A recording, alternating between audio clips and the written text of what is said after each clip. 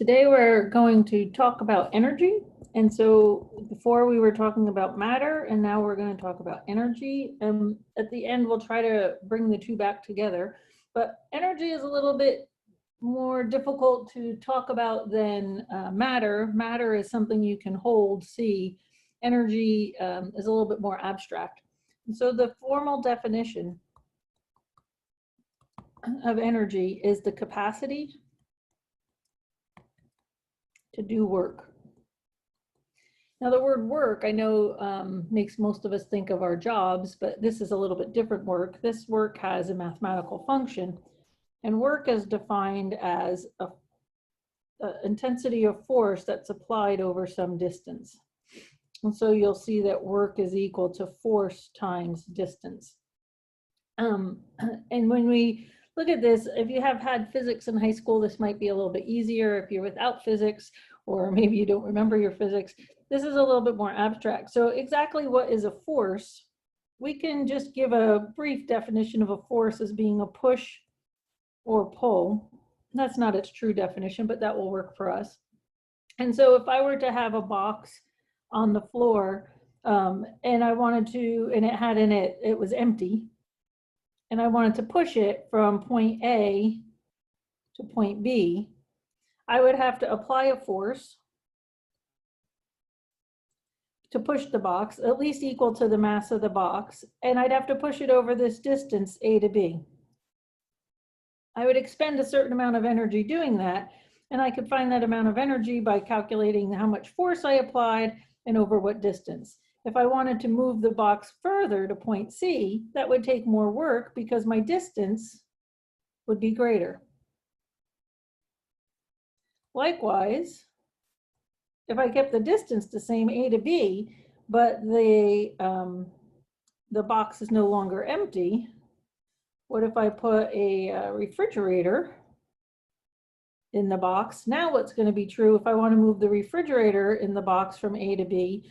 The amount of force, how hard I'm going to have to push on that is going to be increased.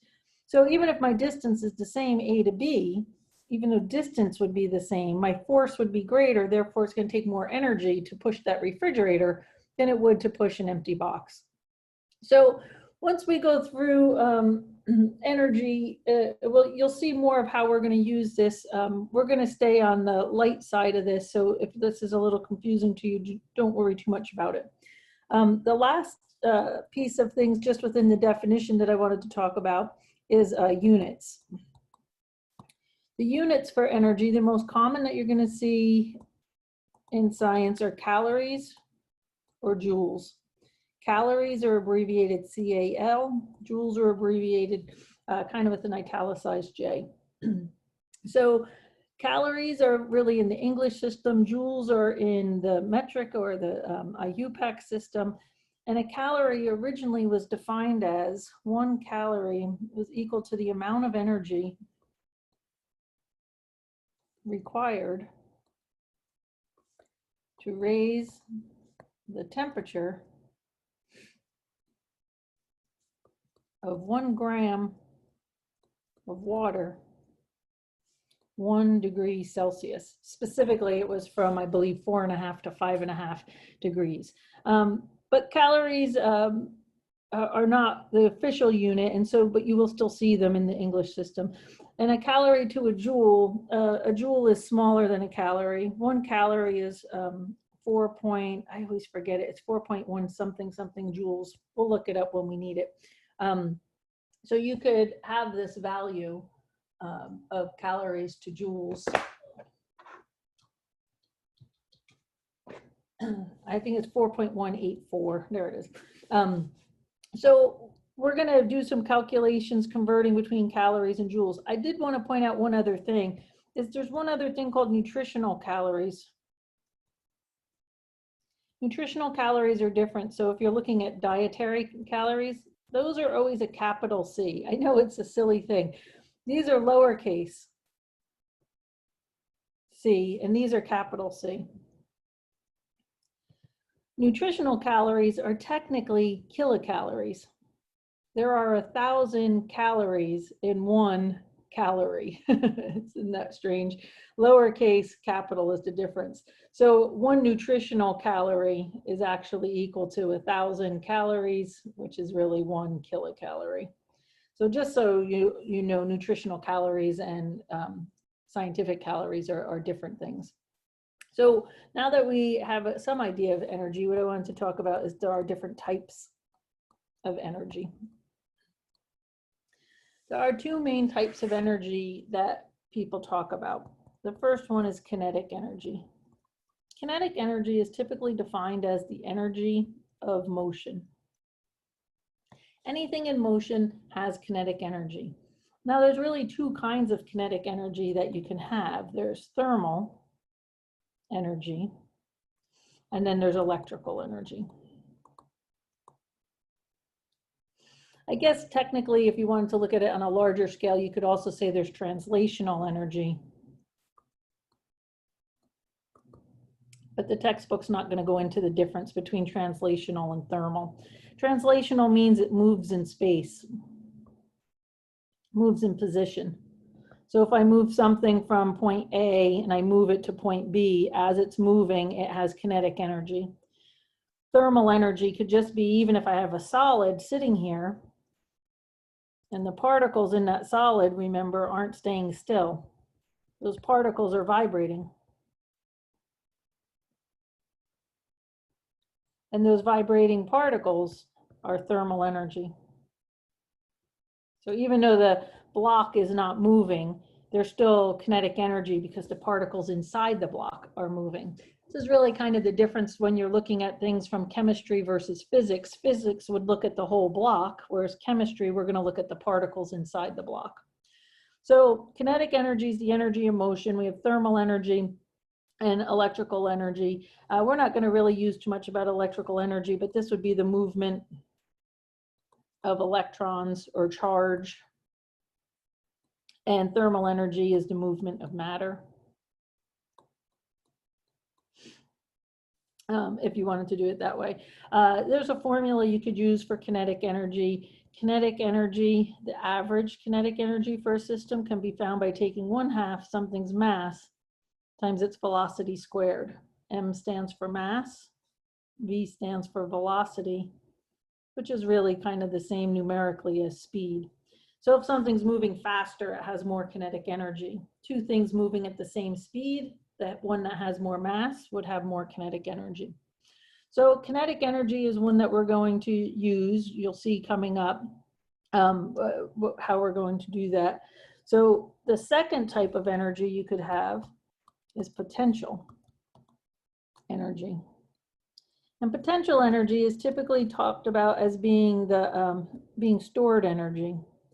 It's energy that's not really quite in place yet. Now you can store energy due to a couple different things. You can store energy due to something's location, or you might say position. You can store energy due to something's composition. You can store something due to its condition. So we're really not going to hit on condition in here at all. But location would be this. Say here's the floor or the ground. And I have some block here. If I take that block and I raise it to this height, and I hold it here, due to its position of being above the ground, it actually has energy stored in it. It has potential energy. Because if I let go of it, what's going to happen to it? If I let go of this block that I'm holding up here, it's going to fall back down. And so potential energy due to position can be found by taking the equation mass times gravity times height. And if you think about this, this is really the equation I gave you for work. Work is equal to force times distance. And in this case, the force is the weight. So work would be equal to the force of weight times, and the distance is the height. I don't know if you remember from the previous videos, but the force of weight is something's mass times gravity times the height. So this is the force of weight, and this is the height. And so it's force times distance equals work or energy. So this is an equation for energy stored due to position. Now, energy stored due to composition, the best example I could give you of that is our energy source that runs practically our entire economy, right? Our whole economy is based on the use of fossil fuels. And what do we do to fossil fuels? We burn them. We burn them, and when we do that, they release energy. And so releasing that energy must have meant that they had energy stored in them. So the energy is stored in the chemical bonds. And when we break the chemical bonds, the energy is released. So this is one that we're going to care a lot about in chemistry. Condition, the last one, the only example I could really give you is a spring. If you had a spring and you pushed on it and you compressed it,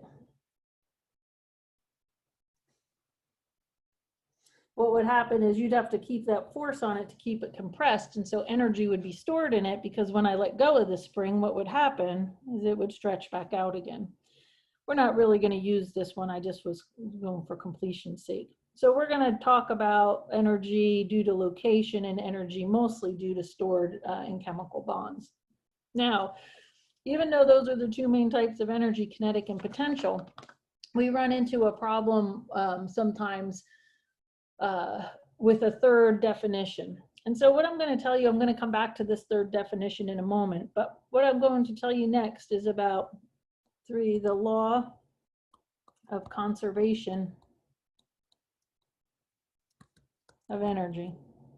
The law of conservation of energy says that energy cannot be created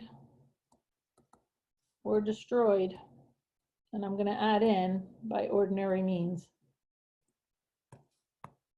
This is the same as in the law of conservation of mass or matter. I mean non-nuclear reactions. If you have nuclear reactions, you can actually interchange mass and energy, but we'll come back to that. So what the law of conservation of energy says is the net amount of energy is set. So if we have 100 calories of energy, we have to stick with 100 calories of energy. Now we can transform energy from one type to another, but the total amount of energy would have to stay the same. These are actually the laws of thermodynamics. The first law of thermodynamics states that energy is conserved, meaning the amount is set. The second law says that you can change from one type of energy to another. The third law of thermodynamics states that none of those conversions are 100% efficient. So for example, when you burn gasoline to drive your car, the goal is to move your car, but not all the energy in the car goes to moving it. Some of it actually is lost in the process, and it's lost in the form of heat, which we're going to come back to right now. So let me show you what I'm talking about with the law of conservation of energy. I am not a very good artist, so let's just pretend this was like a Hot Wheels track. And so this is the ground right here. This is H equals 0. And I can't really draw a car, so I'm just going to put a ball on the track. And I'm going to hold my finger on that ball, and I'm going to keep it so the ball's not moving. If the ball is not moving, then its velocity is 0. So I could say kinetic energy is 1/2 mass times velocity squared. That would have to be 0 because the velocity is 0. The ball is raised up some height h. So the ball has potential energy, and the amount of potential energy is the mass of the ball times gravity times this height that we have it. So right now I could say I have 100% potential energy and 0% kinetic energy. Now I'm going to let the ball go. The ball starts moving down the track. What's happening as the ball's moving down the track? First, h is getting smaller. So if h is getting smaller, then mgh is getting smaller. or decreasing. So the potential energy is going down as the ball is falling. So what does that mean then? It means the kinetic energy must be going up. How could the kinetic energy go up? Kinetic energy is going up because it will fall faster and faster.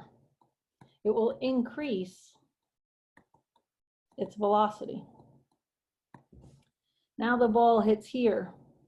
It's right at h equals 0.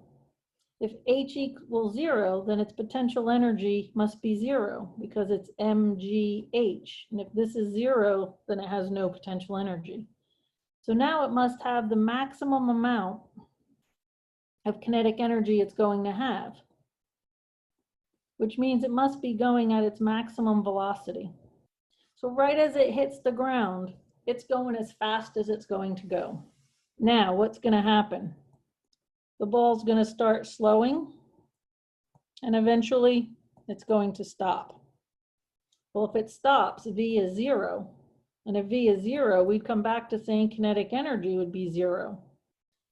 So my question to you is, just dropping this ball down this little track, are we breaking the law of conservation of energy? We had energy to begin with, and at the end we have 0 potential and we have 0 kinetic. So my question is, what happened to the energy?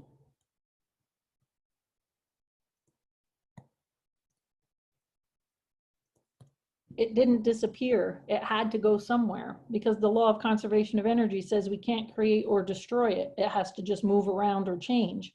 So where did it go? Well, where it went is actually the definition that I wanted to get to next, which is heat. And so heat, in the other word temperature that we're going to start using, are sometimes interchanged incorrectly. Heat and temperature are not the same thing.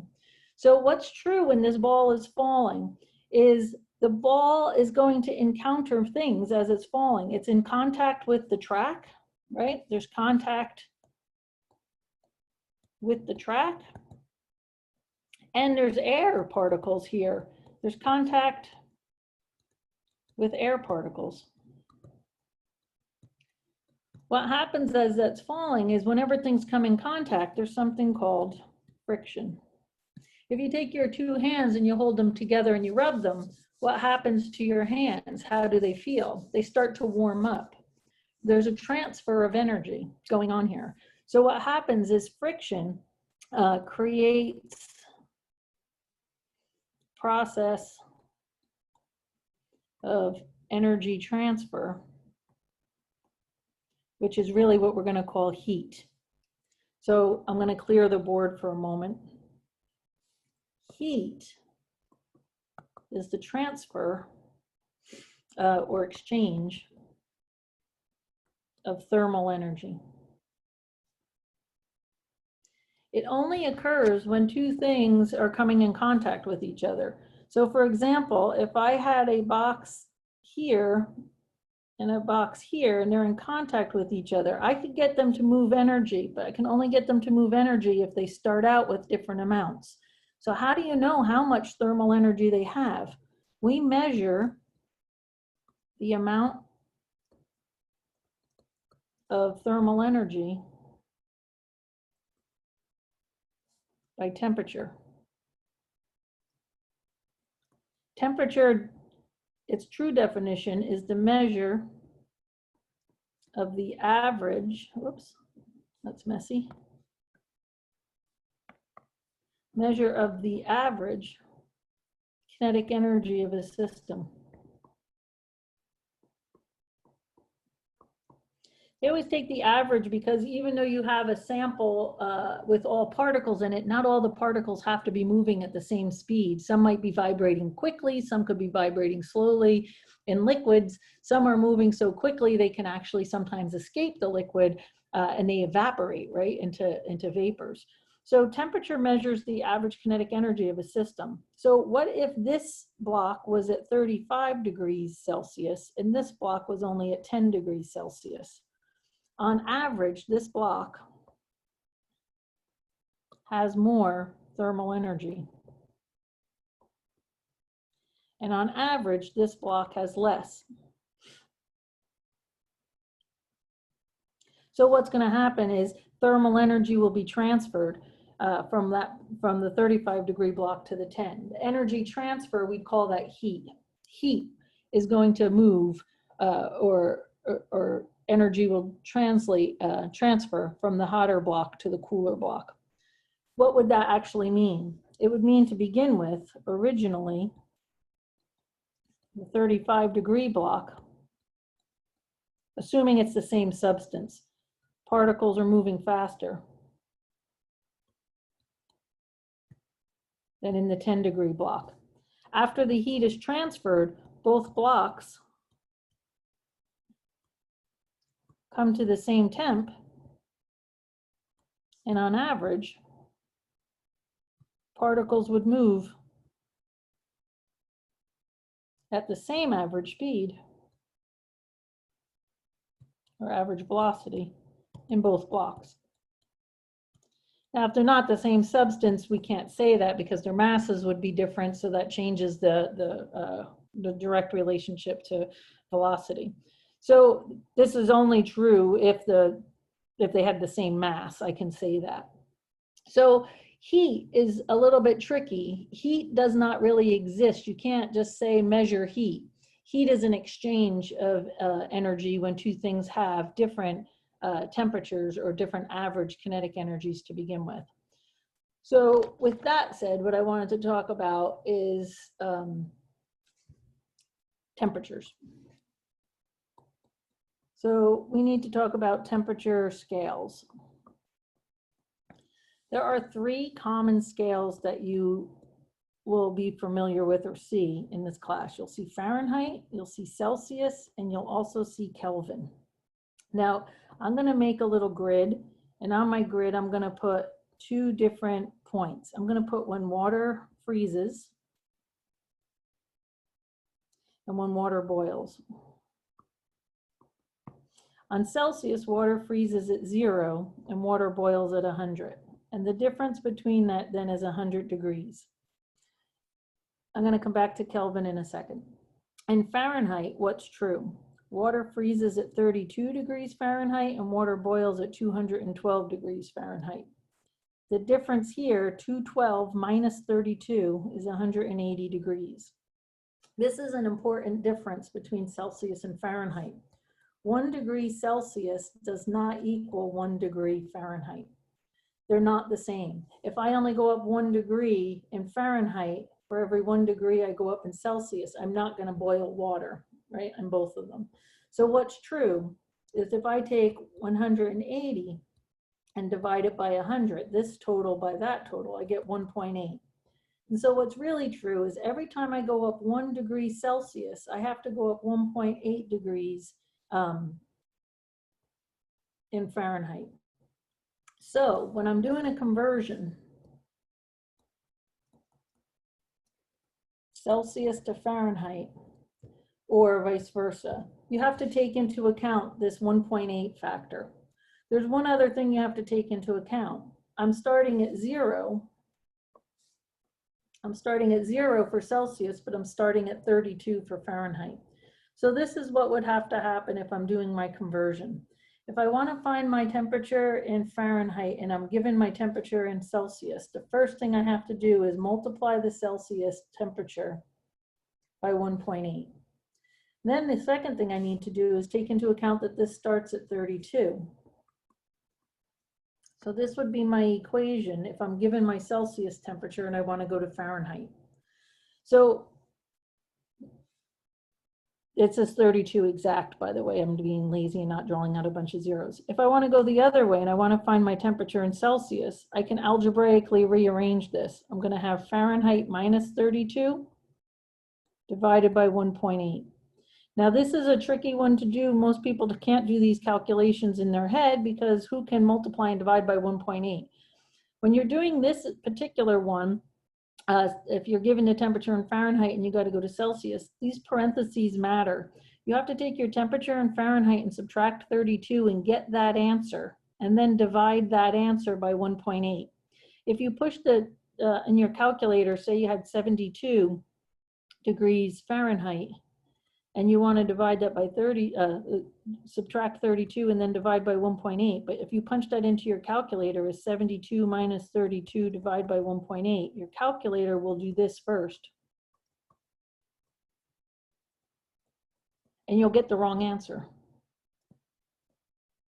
So when you're punching that into your calculator, you need to punch in 72 minus 32 equals, get an answer, and then divide by 1.8, or parentheses, 72 minus 32, close parentheses, divided by 1.8 to get the right answer. Now, what about sig figs?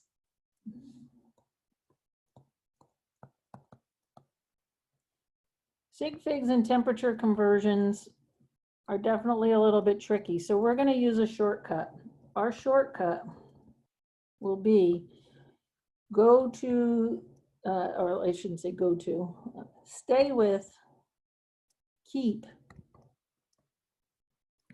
the same number of decimal places as is in the given. So for example, if I asked you 72.0 degrees Fahrenheit equals what in degrees Celsius? You're going to go degrees Celsius equals degree Fahrenheit minus 32 divided by 1.8. It's going to be 72 minus 32 divided by 1.8. These are exact numbers. So don't worry about the sig figs in them. And I'm going to have in my calculator then 72 minus 32 divided by 1.8. And I'm going to get 22.2222 on my calculator. And since my given is to the tenths, I'm going to give my answer as 22.2 degrees Celsius. I'm going to stay with the same decimal place as what's given to me. So when you're going through temperature conversions, be careful of that. So you can practice, there's some at the end of the chapter and homework to do. Make sure you can go each direction to make sure you know what you're doing. The second conversion we had was, remember on our grid, we have Celsius, and I didn't talk about Kelvin. This was 0, and this was 100. This is water boiling, and this was water freezing. In Kelvin, this is 273, and this is 373.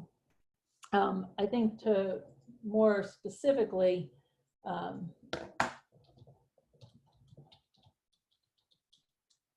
it's 273.15 if you want more sig figs. And a weird thing also, in Kelvin, they never put the degree sign. It's not degree, it's just the value. Now the Kelvin scale was really based on the definition. It was based on the definition of temperature. And so originally, if at 0 Kelvin, there would be no motion. However, they realized that that's not really true. And so now they even say there is what's called 0 point energy. And so we're not going to really talk about that. When you get to Chem 1A, you'll do a little bit more of it. But the original idea of Kelvin was that it's not based on motions of particular things. Celsius was developed on when water freezes and boils. Kelvin was trying to work off the actual definition of it's measuring kinetic energy. So it was saying 0 when there is no kinetic energy. So notice though that this is 100 degrees and this is also 100. So if you're converting then from Celsius to Kelvin, you're going to take your value in Kelvin and just subtract 273.15, or if you want to go to Kelvin from Celsius, all you got to do is add 273.15. So you also need to be familiar with these equations. In many calculations, as we go through the semester, you have to use Kelvin.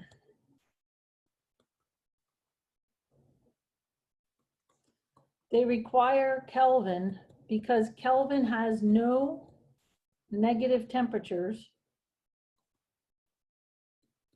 and is never 0.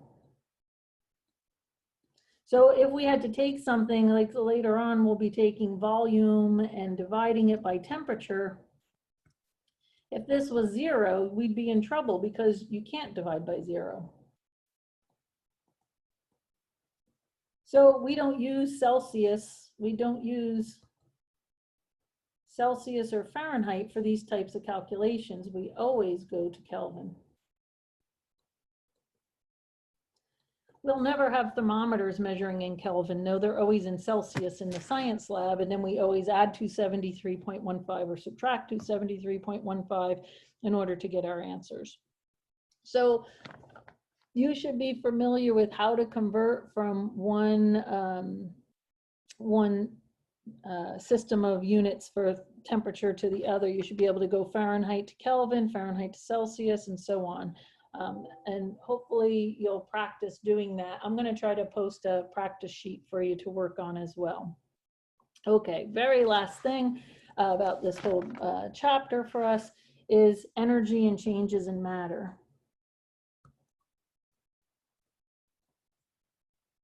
So when you have energy and changes, there's two words that you might see: endothermic and exothermic.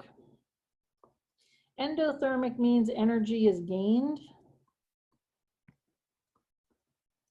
or you could say absorbed.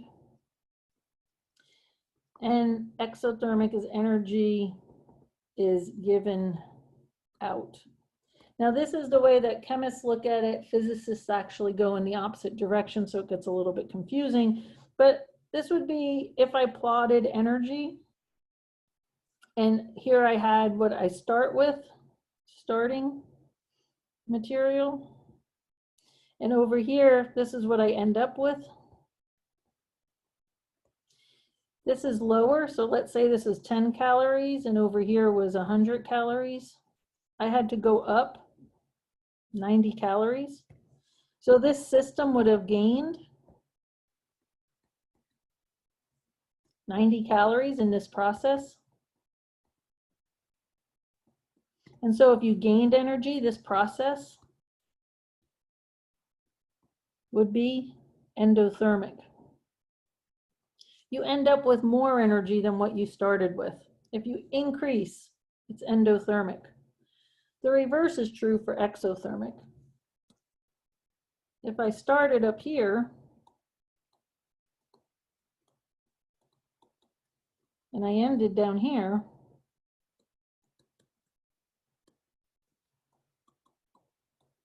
now I went down 90 calories. Those 90 calories must have been released from the system to the surroundings. So this process would be exothermic. So whenever energy starts high and ends low, it's going to be exothermic. So if you burn fossil fuels, that is an exothermic process. Energy is given off, and that's the energy that warms us or runs our cars or anything like that. If you're in the TRO book, you might also see things on heat capacity and those things that we're not going to cover that in this course. So that's the end for the week.